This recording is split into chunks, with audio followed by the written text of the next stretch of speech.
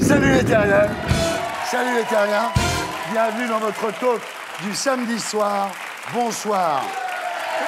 Avec nous ce soir, 3 terriens de choix et un robot. Jean-Mi.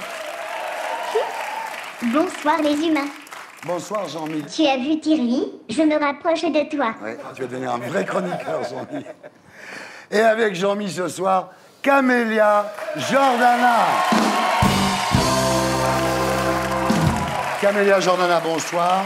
Bonsoir. Vous avez donc décidé de ne plus porter les lunettes qui vous avaient rendu célèbre dans La Nouvelle Star. Le problème, c'est qu'en ce moment, je suis persuadé que vous croyez parler à Antoine Decaune. Non. Non.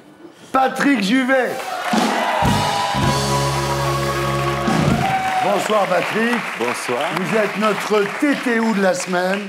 En effet, tout le monde se demande où vous étiez pendant tout ce temps. En fait, c'est tout bête. Vous étiez en train de chercher les femmes. On ne l'avait jamais fait. Et Jean-Luc Reichmann. Jean-Luc Reichmann, bonsoir. Bonsoir. Jean-Luc Reichmann, mesdames, messieurs, l'animateur préféré des Français. Moi, je pense qu'au mieux, je dois être l'animateur préféré de ma mère, de ma femme et des vendeurs de shit. En P3, après le zapping et Gaspard Proust, nous accueillerons notre terrien du samedi 20h. Ce soir, Victor Lanoux, qui nous racontera sa tentative de suicide au sommet de sa gloire. Voilà, l'émission s'appelle Salut les terriens, le robot s'appelle Jean-Mi et le groupe Les Gréments de Fortune.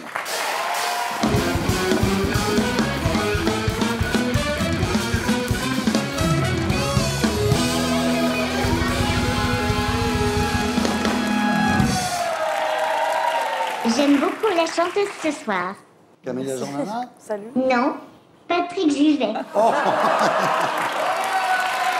Ça commence fort, hein. Jean-Luc Reichmann, rebonsoir. Et bonsoir. Alors vous êtes donc toujours l'animateur préféré des Français.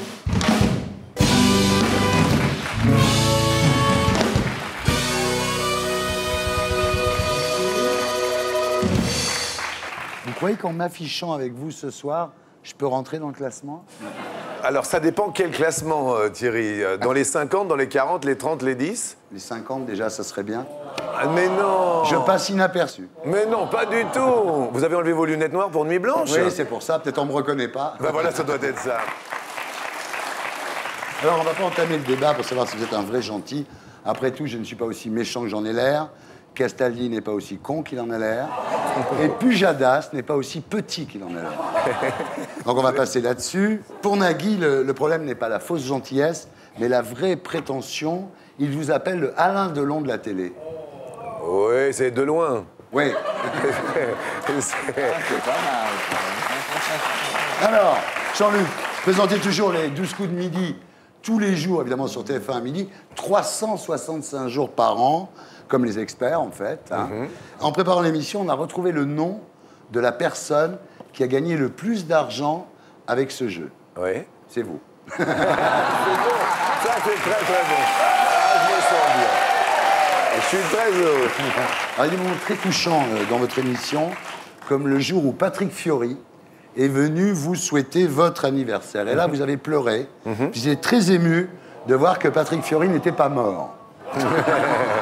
Mais tout comme Patrick Juvet. Oui. Les Patrick sont vivants. Tous les Patrick. Je suis super heureux d'avoir Patrick je Juvet là. l'adore. I Love America. Ah, bah ouais, où sont les femmes et tout. Oui, je vais me marier, Marie, et vous quitter Sophie, Marianne et Virginie. Voilà, je suis très fier. Vous avez choisi les chansons que je déteste. Ça commence très bien. Alors, il y a des moments aussi très drôles dans votre émission. Il faut dire que vous faites plus très attention à la marche, hein, quand même. On regarde. Il faut respirer la joie, la sincérité, le bonheur. J'ai envie de vous embrasser, Fred. Je sais pas ce qui est... Non, mais c'est vrai en plus. Je sais pas, on se connaît pas. Je ne sais pas ce que vous faites dans la vie. Mais écoutez... Mais... Oh, la chute! Oh oui! Oh, c'est tellement beau! Oh, Fred! Oh, je suis bouleversé! Fred, quelle chute! Mais vous voyez quand je vous vois, Fred! Oh, heureusement que j'ai fait du sport dans ma vie! Quand vous tombez, qu'est-ce qu'on vous dit dans l'oreillette? Attention à la marche.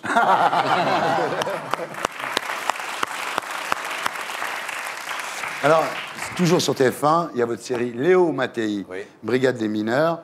Le prochain épisode est diffusé le 11 décembre. Oui. En fait, c'est 3 épisodes dans la soirée. Bien sûr. Et le 18, il y en a encore 3. Effectivement. 3 fois 52 minutes.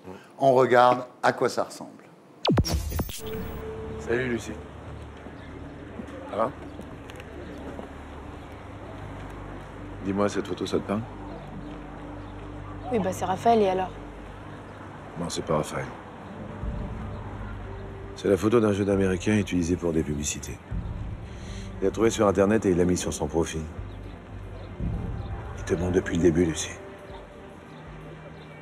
Alors, je sais que vous faites un peu tous la même chose, mais tu peux pas me dire que cette photo-là, c'est un détail. Ce qu'il te cache, c'est que c'est un adulte et un manipulateur, tu comprends ça? Voilà. Léo Mattei, Brigade des mineurs, sur TF1, le 11 décembre et le 18 décembre. Alors, ça vous tient vraiment à cœur. Bien sûr que ça me tient à cœur. Je suis entouré d'enfants au quotidien et je pense sincèrement et honnêtement, Thierry, que nos enfants sont en danger. Le fait est que tous ces gamins qui sont là sur Internet et qui chattent avec n'importe qui, n'importe quand, n'importe quoi, puisqu'il ne faut pas lâcher la main de nos gosses, de nos enfants, ils sont ouverts au monde entier. Et il y a des prédateurs partout, sans arrêt, non-stop. Donc ce que j'essaye de dire dans ces messages aux enfants, aux parents, à toutes les générations possibles et imaginables, faites attention, faisons attention à nos enfants, faisons attention également à tout ce qui se cache derrière cet écran. Alors c'est la Brigade des mineurs, ça parle de raquettes, ça parle de viol, ça parle d'Internet, ça parle de disparition de gosses depuis 5 ans qui sont dans une cave. Et je voulais juste dire que ce sont des phénomènes de société en ce moment qui nous tiennent tous à cœur. Est-ce que vous avez le sens de l'humour? J'espère, j'essaye. On essaye de rester. Vous savez, avec des paramètres comme ça, on l'a de moins en moins. Vous voulez vérifier si vous avez le sens de l'humour? Avec plaisir. Regardez. Bonjour petit, n'aie pas peur. Pas peur. Je suis l'inspecteur Mattei. J'ai quelques questions à te poser. Poser. D'accord, monsieur. Alors, le monsieur qui t'a gardé chez lui dans sa maison, il t'a A. Fuchsia, B. Pourpre, C. Kaki, ou il t'a D. Violet. Violet. Bonne réponse, il t'a violé, violet. Retrouvez-moi demain dans un nouvel épisode de Léo Mattei où je démontrerai que le violeur lui a mis 12 coups à midi. Midi. C'est gratiné. Mais ça fait partie du jeu. En plus, ce sont des camarades. J'ai travaillé pendant 15 ans au Guignol. Même, j'ai des voix, bien sûr. Les je me voix, souviens. les imitations, etc. Alors, à partir du 10 janvier, vous serez sur la scène du théâtre de la Michaudière dans Hibernatus, dans une adaptation de Éric Emmanuel Schmitt, avec Ingrid Chauvin, Anouchka Delon. Alors, en apprenant ça, Nagui a décidé de répéter Britannicus. C'est excellent. Alors? Non, très heureux. Mais sincèrement, très heureux parce que voilà, ce rapport direct avec les spectateurs qui viennent nous voir, pour moi, c'est un bonheur. Et puis une fierté quand même de mettre Hibernatus sur scène. Jean-Luc, vous avez déclaré « Je ne supporte pas l'injustice, j'adore les enfants et je ne supporte pas qu'on leur fasse du mal. » Ça, on dirait vraiment du Miss France. Et d'ailleurs, le coquet. Vous avez été nommé au jury Miss France. Oui, c'est étonnant ça. Énorme. C'est assez excitant pour tout vous dire. Et on passe maintenant, mesdames, messieurs, à la question de Jean-Mi.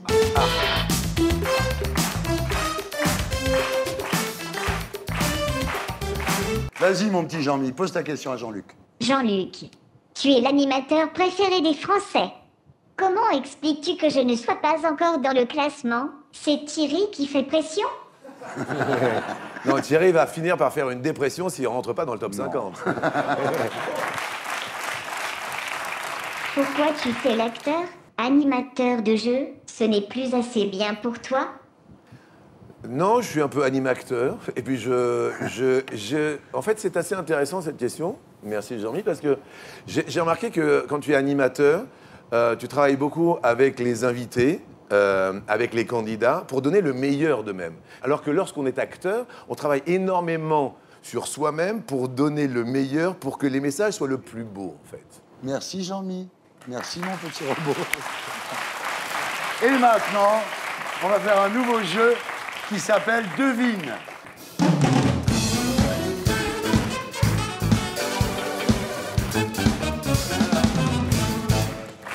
Alors, Camélia, donc, vous allez devoir deviner les célébrités qui vont s'afficher au-dessus de votre tête. C'est donc Jean-Luc qui va vous faire deviner. T'es prêt? D'accord. Attention, vas-y. Ok. C'est l'homme d'une patineuse célèbre dans Danse avec les stars. Ouais. Il n'est pas dedans, il est dehors. C'est un type qui a fait un film sans parler, surtout. Oui, un film sans parler, bien évidemment. Film en noir et blanc, sans parler. C'est Jean Dujardin? Oui, c'est une bonne réponse. Merci infiniment. Ah oui, non, il faut que je continue comme ça. Attention. C'est une grande amie de Babette de Rosière. Elle n'est pas grande. Joséphine. Elle est vraiment pas grande, hein. Ouais, elle est bleue. Tiens, Mimi Mati. Mimi Mimi Mati. Mati, c'est bien. Babette de Rosière, la meilleure amie.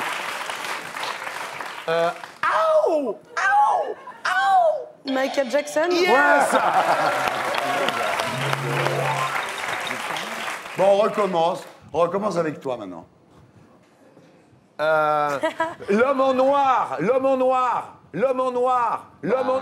Ardisson. Oui, Thierry Ardisson. She loves you, yeah, yeah. Beatles. Beatles, yeah. L'autre, salut, j'étais sur RTL, animateur radio, animateur télé. Salut, ça va? Ça ouais. va? Ça va ou pas? Ça va? Je dis... Fogiel. Ouais. Salut, Marco. Ça va. Lady Gaga, mais en vieux.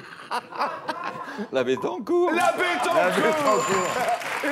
Oh là, oh là. Avec un Attends, énorme. il avec est un monté. énorme, Il un est monté Italien, comme un avec âne. énorme. L'italienne avec Il est l'énorme. monté comme un l'énorme. âne. Rocco Siffredi. Oui. Voilà. Camélia Jordana, rebonsoir. Alors, on ne vous connaissait pas. Pas du tout. Vous étiez à Lalonde, dans le Var. Ouais. Et un soir, on a entendu ça. Tu vois, quelqu'un m'a dit que tu m'aimais encore. C'est quelqu'un qui m'a dit que tu m'aimais encore. Serait-ce possible alors? On a entendu ça aussi. Mais tu n'es pas là. Si je rêve, tant pis. Quand tu t'en vas, je dors plus la nuit.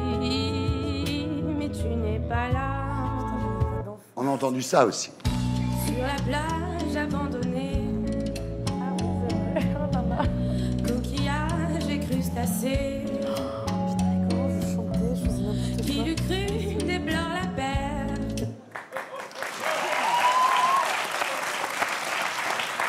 C'est bien. J'ai la voix. Ben non, vous avez une j'ai voix d'enfant. incroyable. À J'avais la une voix fois d'enfant, fraîche et Sexy, cassée. comme ça. Un groove Sensuel. très jazzy. Là, je fais mon manoukian, là. Alors, la nouvelle star, vous en rêviez depuis la première émission.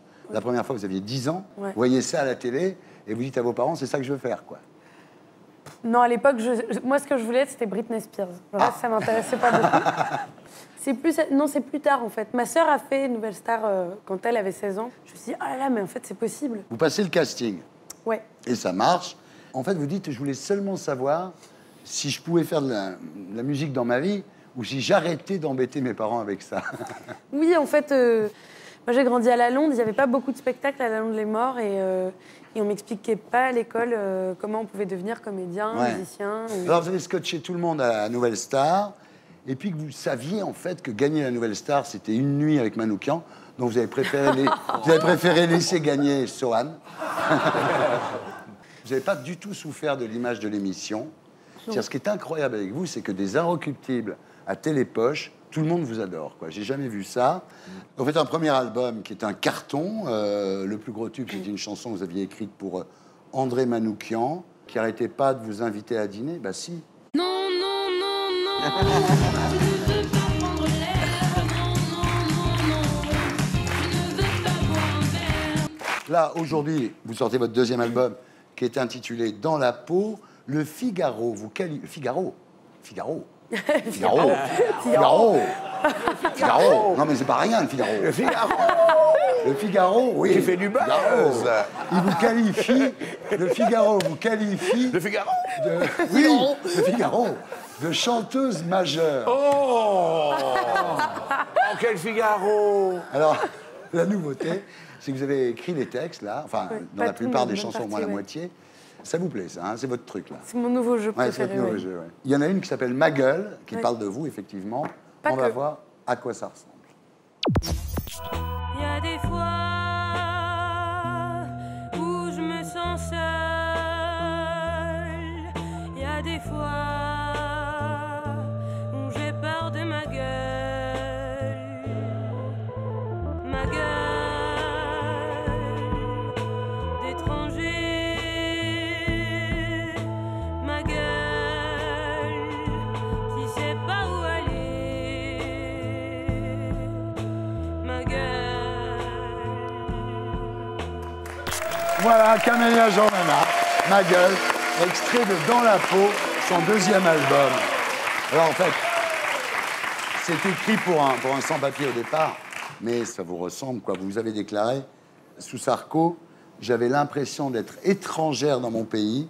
Je me suis mangé sale arabe un paquet de fois. Sous Sarko, je me suis sentie étrangère chez moi beaucoup.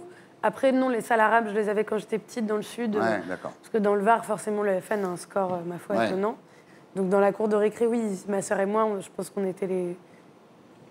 On devait être 4 arabes, je pense, dans Ouais. l'école. Vous ramassiez, quoi. C'était louche. Et sous Hollande, c'est mieux d'être arabe en France? Je sais pas, j'ai l'impression que c'est moins un sujet, D'accord. en tout cas. Vous avez chanté à la Bastille. Oui, je voulais fêter le retour de la gauche après 17 ans de droite. Voter Hollande en 2012, c'est pas un peu comme voter Sohan en 2009, non? Oh Écoutez, moi, c'était mon premier vote. Ouais. Et j'étais contente de voter à gauche pour mon D'accord. premier Vous voulez vote. pas demander pardon d'avoir voté Hollande, là? Pas du tout. Bon, d'accord, mais tant pis. Ça n'arrivera pas. Alors, il y a aussi La Bohème, de Mhm. Puccini. Vous allez être en tournée à partir de quand?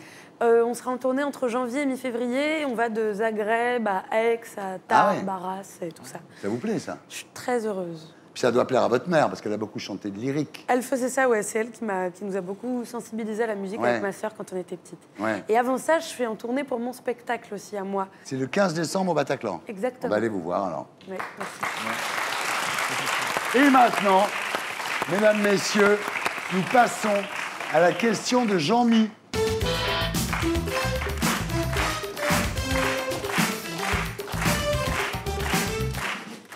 À 16 ans, tu es devenue une star du jour au lendemain. Réussir si jeune, c'est dangereux, non? Mais moi, j'ai pas l'impression d'avoir été une star. J'ai eu plutôt le sentiment d'avoir la chance d'être entourée d'artistes et d'essayer d'en devenir une moi-même. Donc, je l'ai pas mal vécu. J'avais une autre question à poser à Camélia. Je peux? Oui. Tu t'appelles Camélia Jordana. Pourquoi pas Pétunia, Tunisia? Jean-Mi. Ah non, mais vous seriez très copain avec l'un de mes meilleurs potes. Avant. Ma sœur est... la pauvre. Par certains de mes copains, du coup, elle est appelée Bégonia Tunisia. Non, c'est vrai? Ouais, Ah, c'est dingue! c'est Ce vraiment Jean-Mi, hallucinant. il va faire une carrière, lui. Hein. C'est vraiment hallucinant. Ah, lui, vraiment, C'est il va trop aller drôle. loin dans la vie. Hein, Mais parce ma sœur a un très beau prénom, elle s'appelle Sarah Rebecca, sinon. Voilà. En dehors de Bégonia. Bégonia Tunisia, mesdames et messieurs. C'est bien, Jean-Mi. C'est dingue. On va faire une interview anti-portrait chinois. Ok.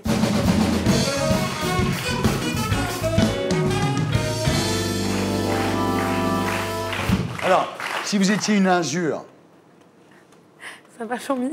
Jean-Mi, qu'est-ce qui se passe? Qu'est-ce qui se passe, Jean-Mi? envie de faire pipi. À mon avis, c'est ça, oui. Si vous étiez une injure. Elle est vraiment vulgaire. Bassine à foutre. Ah ouais, c'est beaucoup. C'est pas mal. Elle est vraiment violente. Si vous étiez un accident. Moi. Bonne réponse. Si vous étiez une trahison, dites pas François Hollande. Non. Ma meilleure amie en maternelle, il y avait une poulette qui nous avait offert des bagues, on était une bande de copines. Elle nous avait fait offert des petites bagues en plastique hyper mignonnes avec des petites filles dessus, tout ça. Et elle avait perdu la sienne, elle m'a dit, ah là, tu me prêtes la tienne, je veux juste voir à quoi elle ressemble, si elle ressemble à la mienne là-bas. Enfin bon, elle m'a fait une grosse arnaque et elle s'est tirée avec ma bague. Grosse trahison. En maternelle. Si vous étiez un bouton. Je serais blanc et gros et je vous éclaterais la gueule.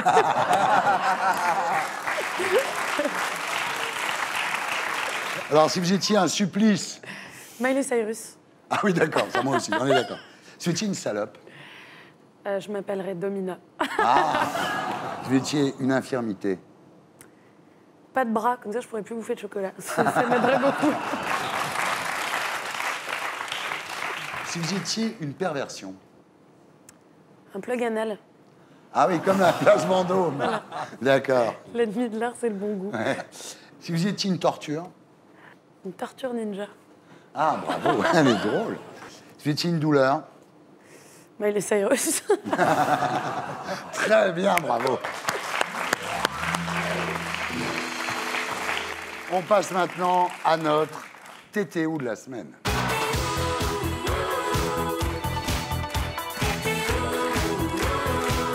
Patrick Juvet, rebonsoir.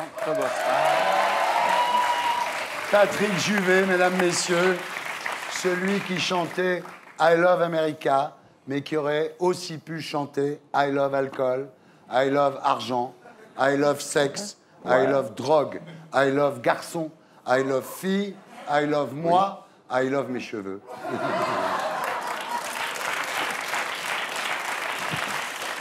Alors... J'en ai encore, merci. T'étais où, en fait? Tu sais plus très bien. Alors, Patrick, on va essayer de se souvenir ensemble. Oui.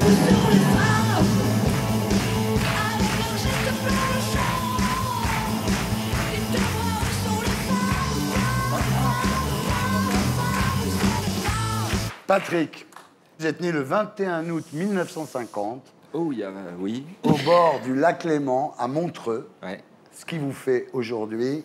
Oui. 64.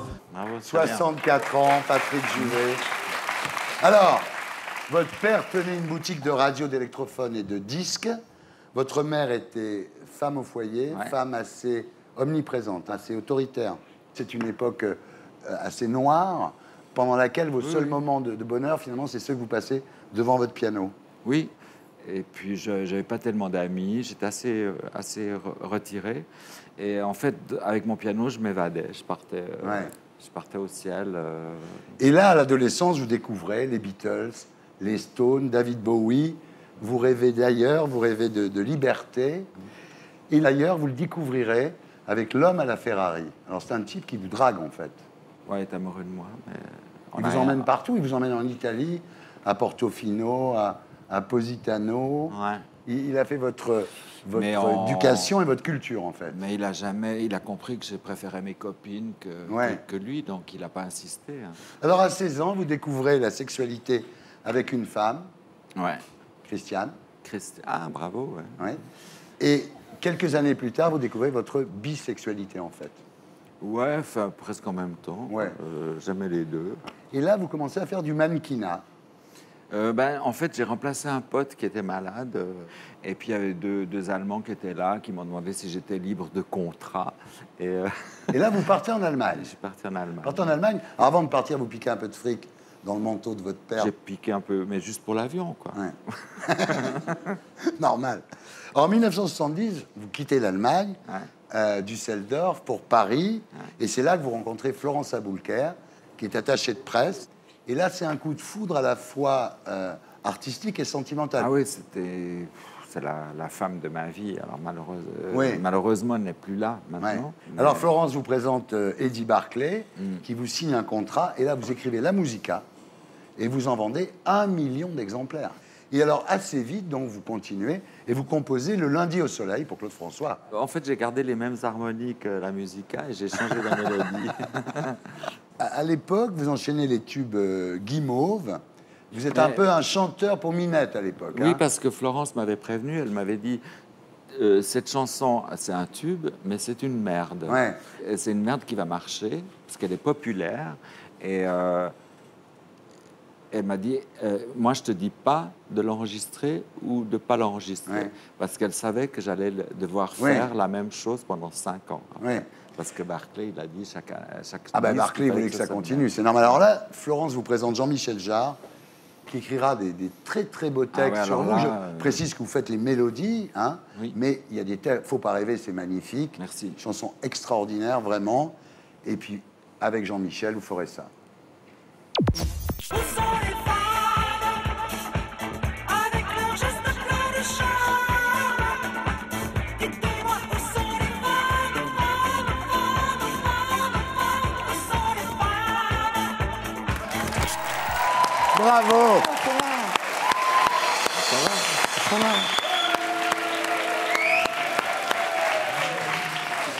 Je voudrais juste savoir, sincèrement, ce que vous ressentez quand vous voyez ces images qui, pour nous, nous font rêver, bien évidemment.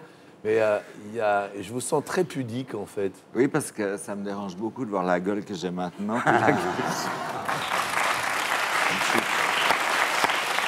Où sont les femmes? Très très belle chanson. La chanson préférée de Dominique Strauss-Kahn. C'est drôle.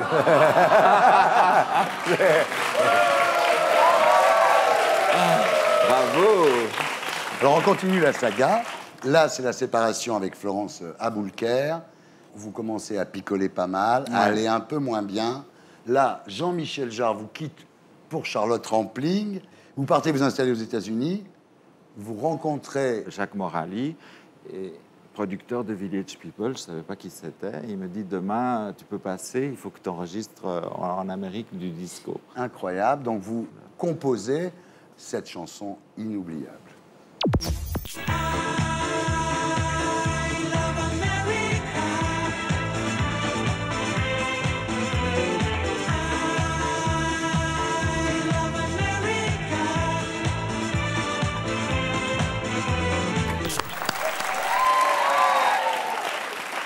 Alors, ce qui est incroyable, c'est que pour lancer le disque, vous devenez très intime avec le disc jockey du Studio 54. C'est-à-dire, on vous dit évidemment, s'il passe ça au 54, le lendemain. Ouais, c'est Morali qui me dit, il faut que tu ailles le draguer. Je dis, non, mais attends, je drague qui je veux, quand même, j'ai le droit.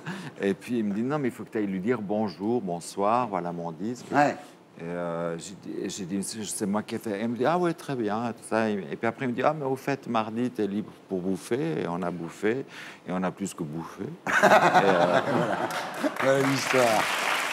Mais Alors- c'est pas pour ça qu'il a passé mon disque. Hein.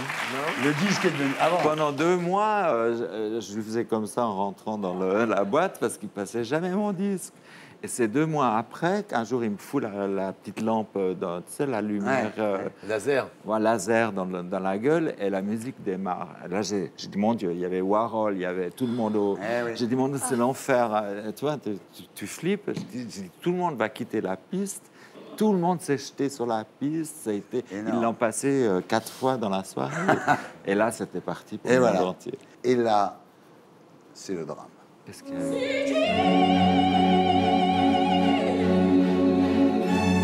Ah ouais. Trop fort, trop vite, trop grand. Vous plongez dans l'alcool et la drogue, la cocaïne, les champignons hallucinogènes, les excitants sexuels, les quaaludes. Enfin, vous faites n'importe quoi là. Ouais, c'était, si on appelle ça de la drogue, de mélanger des cachets avec de l'alcool, oui. Mais ça, c'était les maisons de disques qui nous foutaient des cachets dans le whisky. Ouais. Hein. Pour que vous soyez Parce qu'il performant fallait en qu'on télé, soit ouais. performant en télé, qu'on dise des conneries. Et vraiment, j'en ai bien dit des conneries. Je savais très peu l'anglais, mais ce que je disais, c'était aberrant. Je disais que j'avais trop chaud dans l'avion, j'ai ouvert la fenêtre. Non, c'était... Et alors là, le Johnny Carson du moment, il me disait, je crois qu'il vaut mieux aller chanter. Là, il y a un moment très très dur quand même. C'est quand vous faites une crise de délirium très mince. J'en ai fait plusieurs. Donc mon médecin, j'étais revenu en Suisse à ce moment-là, il venait me faire une picouse de Valium. Ouais. Et puis ça passait, mais un jour il m'a dit c'est la dernière. sinon tu vas mourir. Il y a eu un autre épisode aussi assez catastrophique, c'est une émission d'Yves Mourouzi. J'étais complètement défoncé. Mais grave. Ma mère qui était par terre, qui pleurait. Quoi. Ouais, c'est une horreur. À partir de là, vous êtes blacklisté, boycotté dans le métier. Ouais. Vous êtes obligé de retourner vivre chez vos parents. Ouais. Et c'est Florence Aboulker, encore elle, qui va vous sortir du trou. Alors, c'est marrant quand même, parce que vous avez tout arrêté. Vous picolez plus, vous Non, droguez ça fait plus. 20 Il n'y a ans qu'une chose que vous que- n'avez pas arrêté, c'est les cheveux. Mais les cheveux, j'ai peur. C'est... Qu'est-ce qu'ils ont? Alors, aujourd'hui, vous composez toujours, mais c'est vrai que vous n'avez pas le Jean-Michel Jarre du moment, quoi. C'est-à-dire quelqu'un Non. qui pourrait vous produire, en fait. Alors, je suis tombé sur Pharrell, enfin, c'est lui qui est tombé sur moi par hasard, sur une radio Virgin. Oui, il a écouté votre il a voix. écouté et il a dit, mais il a exactement la même voix que Ouais, moi, et ouais. tout ça. Et bon, c'était un buzz, donc on est sur un projet d'un single. On regarde.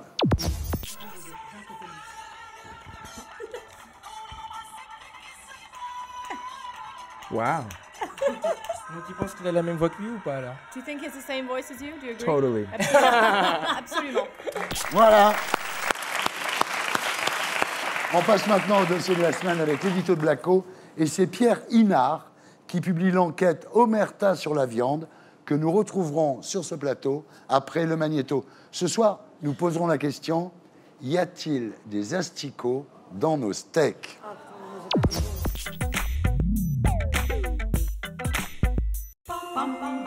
Quand Christophe m'a conseillé son rumsteak, j'ai eu envie d'en savoir plus et je me suis retrouvé là. Dans les publicités pour la viande, on nous montre volontiers des prairies verdoyantes, des vaches en pleine forme et des steaks appétissants. Des viandes persillées et goûteuses, garanties 100% race normande.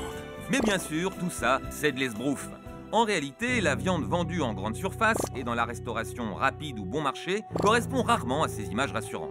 L'an dernier, le scandale de la viande de cheval qui remplaçait le bœuf dans les lasagnes surgelées nous a rappelé que les industriels de l'agroalimentaire n'hésitent pas à nous tromper sur la marchandise. Cela dit, manger un vieux cheval fatigué à la place d'une vieille vache laitière éreintée, ça n'a pas de conséquences sur notre santé. En revanche, les révélations de Pierre Inard dans son livre Omerta sur la viande sont beaucoup plus préoccupantes.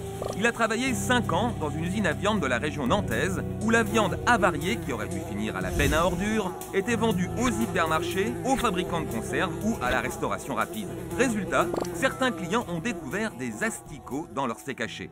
La viande couverte de mouches, mangée d'asticots. Les responsables de cette usine ont été mis en examen, mais ce n'est pas un cas isolé. En février prochain, les responsables du plus gros producteur de porc en France passeront au tribunal pour avoir vendu des stocks de viande contaminés à la salmonelle. La viande qui pue et qui fait mal. Alors bien sûr, on peut montrer du doigt les méchants industriels. Mais en février dernier, la Cour des comptes dénonçait aussi l'insuffisance des contrôles de l'État dans les usines à viande. Seuls 30% des infractions relevées par les services vétérinaires sont suivies de sanctions. Il faut dire que les élus locaux font souvent pression sur l'administration pour éviter les fermetures d'usines. Tant pis pour l'hygiène, la priorité, c'est l'emploi. Et puis, faut comprendre les industriels de la viande. S'ils négligent les règles d'hygiène, c'est à cause de la pression des hypermarchés qui sont prêts à tout pour faire baisser les prix. En même temps, faut comprendre les hypermarchés. Eux-mêmes subissent la pression des consommateurs qui sont prêts à tout pour payer moins cher. Et c'est comme ça qu'au bout du compte, on se retrouve avec des asticots dans les steaks hachés. Après tout, les asticots, c'est les protéines. Est-ce que c'est si grave d'en avaler quelques-uns de temps en temps? Miam miam. Voilà, c'était l'édito de Blacko, mise en image de Julien Grappe. Pierre Inard, bonsoir. Vous êtes éleveur, ingénieur agronome, et vous publiez chez Grasset une enquête explosive intitulée Omerta sur la viande. Bienvenue parmi nous. Bonjour. Alors, en 2006, vous êtes nommé directeur de la qualité chez Castel Viande, mais très rapidement, les premières intoxications dans les restos Flunch, approvisionnés par Castel Viande, vous mettent la puce à l'oreille. Il s'agissait de quoi exactement? C'est un circuit assez complexe de viande qui revenait de chez Auchan, donc des invendus. D'ailleurs, il y a d'autres... C'est de la remballe? Oui, c'est de la remballe, oui, exactement. Et d'ailleurs, il y a d'autres enseignes comme Casino qui ont été condamnées pour obliger des industriels à reprendre les invendus. Et Donc, qu'est-ce qui se passe? C'est de la viande qui est vendue en supermarché, ou en hypermarché, qui n'est pas achetée par les gens. Après, elle est retournée. Elle est retournée. Alors, donc là, l'industriel, au retour, il faisait retravailler ça dans un atelier de piéçage à destination donc, des traiteurs industriels. Et le traiteur industriel, lui, quand il reçoit la viande, il se dit « Mais attendez, à la cuisson, il y a une odeur pestilentielle. » Et qu'est-ce qu'il dit? Reprenez-moi le lot. Il reprend, ça revient chez nous. Moi, je mets ordre de destruction. Je fais vérifier par mes assistantes. Et elle découvre le lendemain que mon patron est passé dans mon dos et l'a fait remettre sur la chaîne de fabrication pour retailler des steaks à destination de Flunch. Je dis non, stop, c'est pas possible. Ouais. Alors dans ces cas-là, à quoi ressemble la viande? Elle est un peu verdâtre, non? Ah bah oui, ça sent le cadavre, ça colle. Vous avez les mains qui sont collantes, ça suinte. Et les filles, elles avaient les hauts le cœur à ouvrir les poches. Ouais. Et donc dans le fond des bacs inox, effectivement, on trouvait des asticots. Des asticots? Mais bien sûr. J'ai eu des réclamations parce que des consommateurs avaient trouvé des asticots dans leur steak. Quand vous commencez à ouvrir votre gueule, ils vous virent.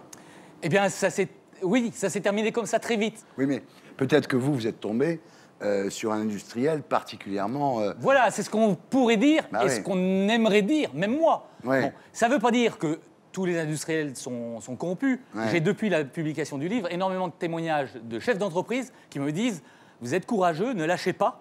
Ouais. Mais ce n'est pas un cas unique. La Cour des comptes, dans son rapport 2014, elle dit qu'il y a une insuffisance de contrôle. Quand les contrôles sont faits, ils sont mal faits. Et quand il doit y avoir une sanction, dans les 3/4 du temps, la sanction ne tombe pas. Alors peut-être que c'est couvert aussi par les élus, parce que c'est vrai que si on ferme une usine comme Castel Viande, ça fait des emplois en moins. Ça, c'est le gros problème. Gros employeur, donc égale impunité, il ne faut pas y toucher. On laisse faire. Autre responsable, la grande distribution, parce qu'ils veulent vendre des produits toujours moins chers. Donc, ce qui fait qu'à la fin, ils vendent n'importe quoi. Je dirais que c'est presque les premiers responsables. La grande distribution cherche à conserver sa marge, parce que sa marge, elle, n'est jamais atteinte. Et on reporte ça sur l'éleveur. Donc une forte contrainte pour ne plus payer le produit à l'éleveur, et donc on contraint l'éleveur aussi à faire n'importe quoi. Alors, dernier responsable, c'est les consommateurs. Finalement, il vaut mieux manger de la viande une fois par semaine de bonne qualité qu'en manger tous les jours de la mauvaise. Mais complètement, même moi qui ai accès à la viande, je suis producteur de viande, j'en consomme 2 fois par semaine. Ben voilà. Le message qu'il faut envoyer au public, c'est avec le même budget, c'est-à-dire qu'un budget n'est pas expansible, on voit bien, surtout en temps de crise. Oui. Mais faites des repas végétariens, mais quand vous voulez vous faire plaisir, achetez de la bonne viande, de la viande d'herbe. Voilà, c'est bon l'herbe. Ben oui, c'est bon. Et Thierry, sous toutes les formes. L'herbe a toujours été bon sous toutes les formes. Je ne le fais pas lire, docteur. La vache est un herbivore. Ouais. Et on veut absolument la contraindre à manger de tout, sauf de l'herbe. Bien. Donc moi, je ne la fume pas, mais par contre, mes vaches... Vous en faites bouffer à vos vaches. Précisons que pour l'avocat de Castel, vos accusations sont diffamatoires et calomnieuses. Mais précisons aussi que le directeur de Castel, sa responsable de qualité et son responsable de production ont été mises en examen suite à vos dénonciations pour tromperie sur la marchandise et mise sur le marché de produits d'origine animale préjudiciables à la santé. En attendant, vous êtes d'accord, ils sont présumés innocents. Quoi qu'il en soit, l'usine Castel Viande dont vous nous avez parlé est toujours ouverte et ses clients continuent de s'y approvisionner. Ben voilà. Pierre, merci d'avoir été avec nous. Camélia, merci d'avoir été avec nous. Et nous accueillons notre terrien du samedi 20h. Ce soir, Victor Lanoux, bonsoir. Alors, Victor Lanoux, vous étiez l'un des comédiens préférés des Français. Louis Labrocante a fait de vous une véritable star populaire. Mais en 2011, alors que vous êtes en pleine gloire, vous envisagez de mettre fin à vos jours. Pourquoi? Comment? Votre histoire, vous la racontez dans un livre intitulé « 2 heures à tuer au bord de la piscine », publié au Cherche Midi et à 20h dans Salut les Terriens. Et maintenant, j'accueille Gaspard Proust pour « Elle est pas belle, la vie ?»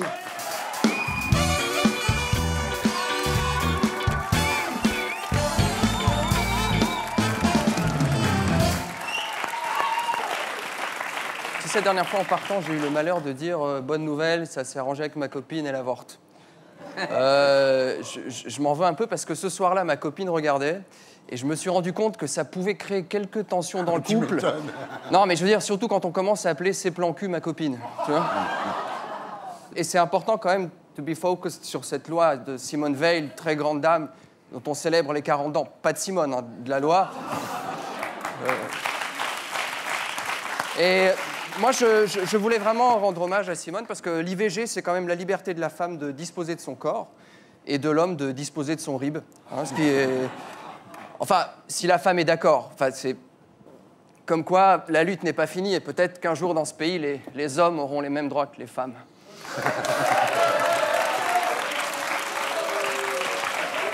Il paraît que je suis clivant. Très clivant. Très clivant, paraît-il. Ouais. C'est vraiment les gens qui aiment pas et les gens qui aiment un peu moins. Donc, alors, géopolitique et internationale. Livraison du Mistral. Alors, on a décidé de reporter la livraison du Mistral à la Russie. Je sens que c'est encore un truc qui va finir sur le bon coin. Hein. Tu sais. À vendre, porte-hélicoptère ayant très peu servi, kilométrage nul, très bon état général, fourni avec 3 ouvriers roumains soudés à la proue. Ouvert aux échanges contre iPhone 6 ou tondeuse de jardin. Tu vois. Non mais on est bon, hein, on est bon. On refuse le Mistral à la Russie, on veut vendre des Rafales au Qatar, mais il reste plus qu'à fourguer des missiles nucléaires à l'Iran et le virus de l'Ebola à la Corée du Nord et... on court au sans faute diplomatique. Hein. Syndicalisme et volupté. Alors ça concerne évidemment le chef de la CGT. Après le logement refait pour 150 000 €, maintenant il s'est fait faire un bureau pour 62 000 €. Mais bon, le mec, attention, je ne veux pas le stigmatiser parce que c'est un peu facile. Je dirais, il est comme ça. Quand il aime, il compte pas, quoi. Enfin, récemment, il paraît qu'il a investi 200 000 € pour retaper sa vieille Clio.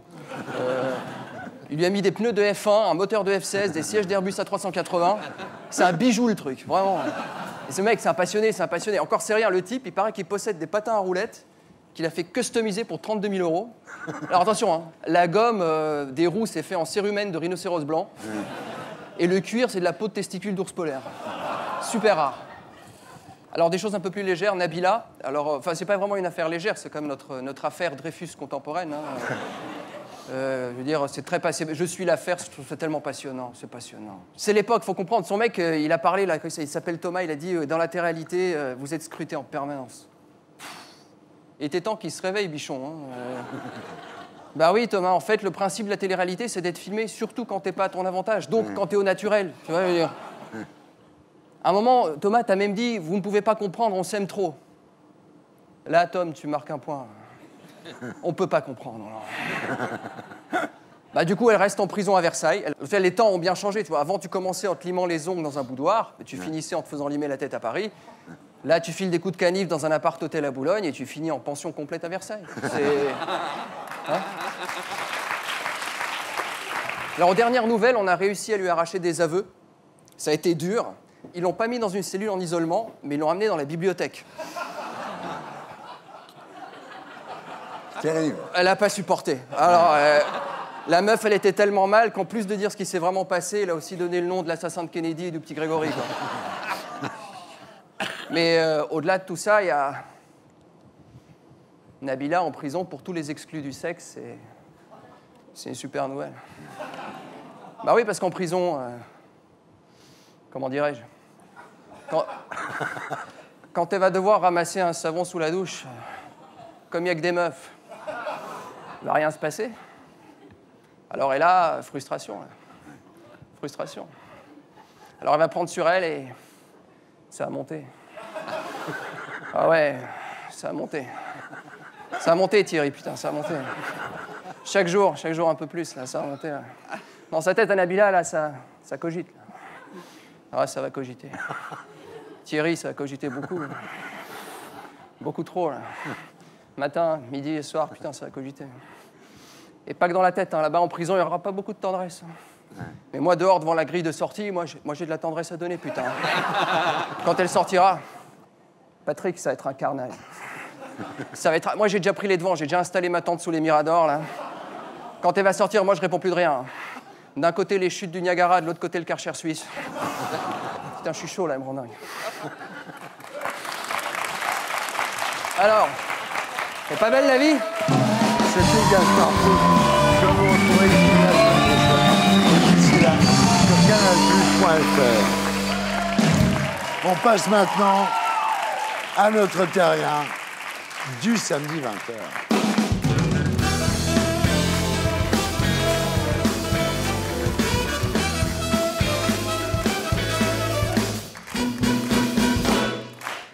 Victor Lanoux, bonsoir. Alors, vous êtes né à Paris le 18 juin 1936 sous le nom de Victor Nataf. Votre père, Richard Nataf, juif tunisien originaire de Sfax, passe ses journées à jouer aux courses à Auteuil et à Longchamp. Et vous ne le voyez pas beaucoup à la maison? Non, pas du tout même. Alors, votre mère, catholique normande, fatiguée des dettes de son mari, disparaît assez vite du paysage familial.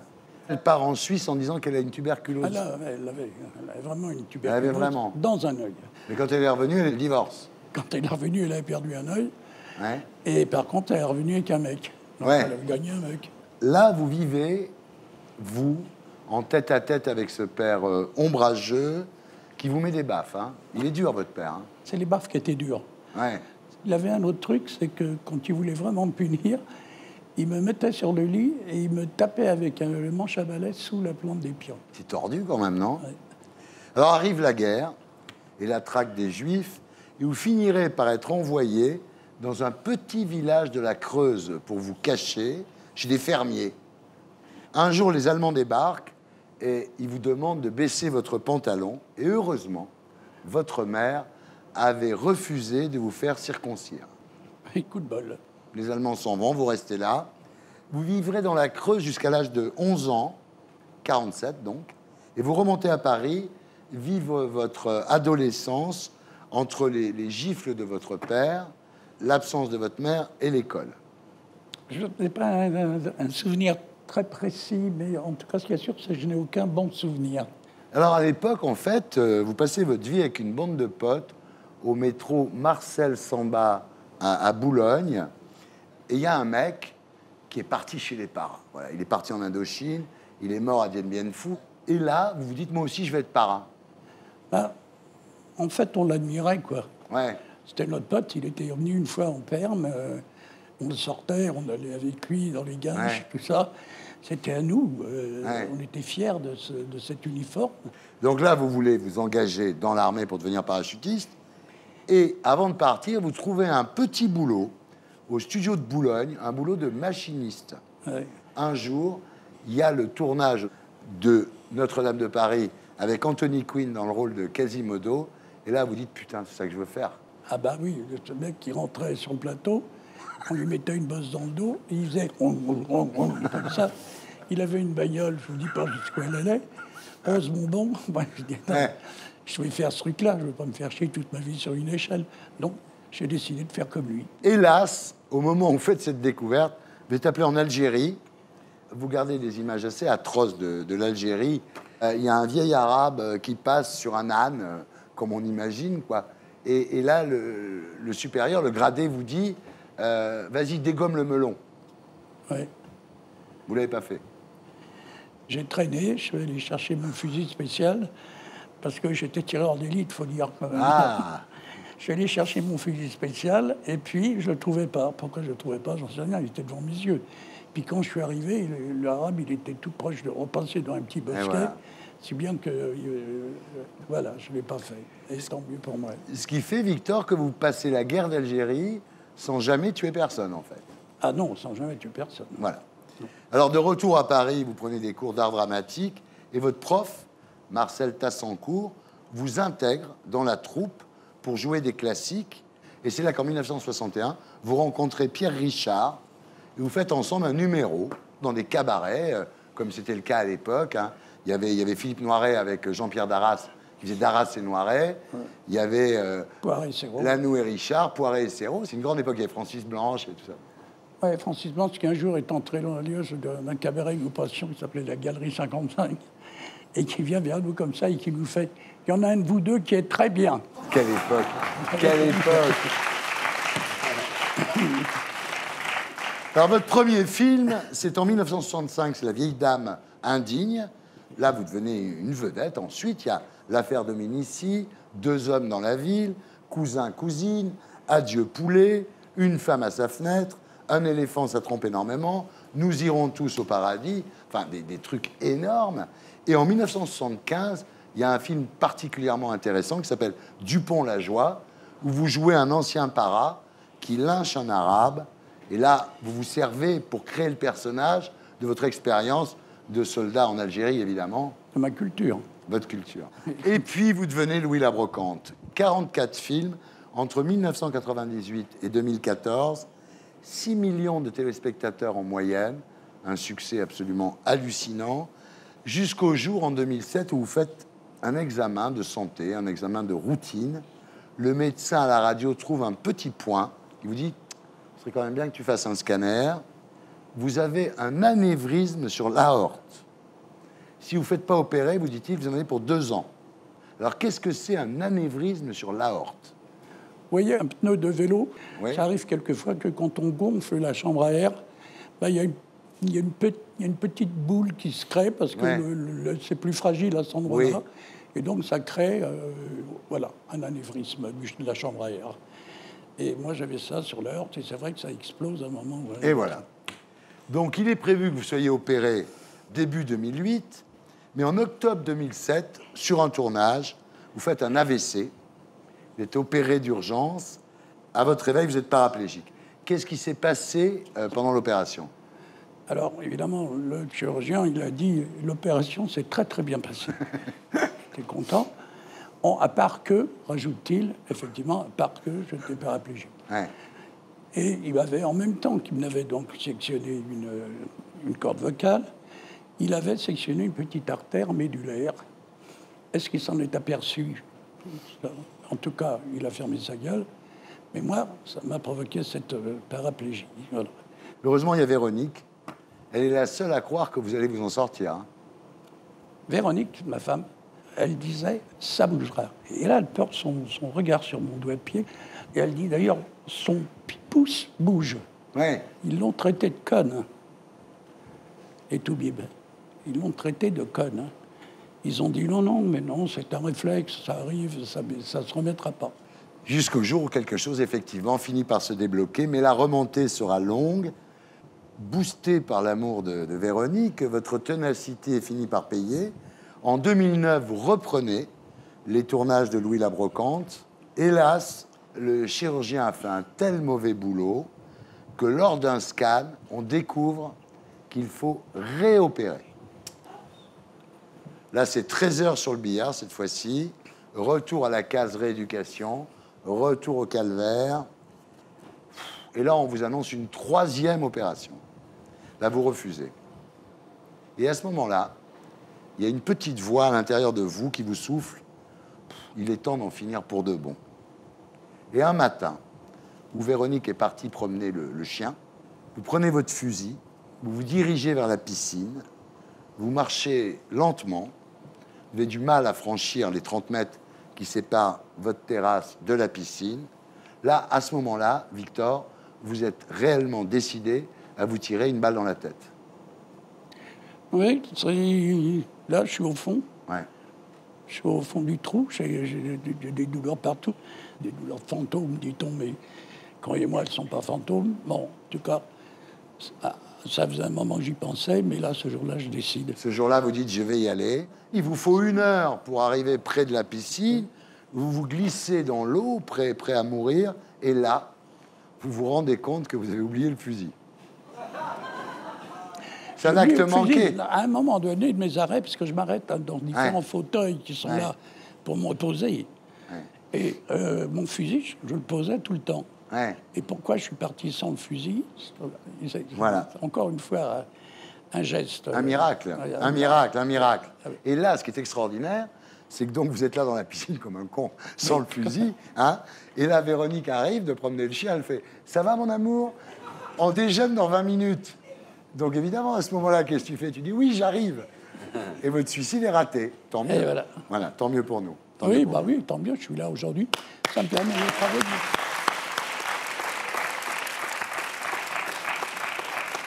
Alors aujourd'hui, à 78 ans, vous êtes le héros des enquêtes du commissaire Laviolette. Tout va bien, là. Ah oui, ça va. Le problème, c'est que c'est un anévrisme qu'on a remarqué au-dessus des 2 anévrismes qu'on va opérer et réopérer, ça fait pas mal. Hein. Ça grossit. Et un jour, ça va exploser. Donc, je me dis, ben, c'est comme ça, c'est la vie, puis il est temps. Comme j'ai 79 au frais. Restez encore un peu vite. Vous voyez.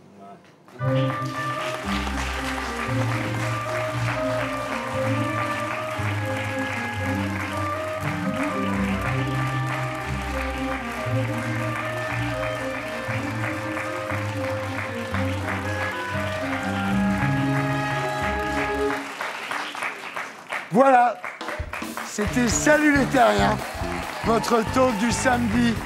Merci à tous ceux qui m'ont aidé à faire cette émission. Salut les Terriens.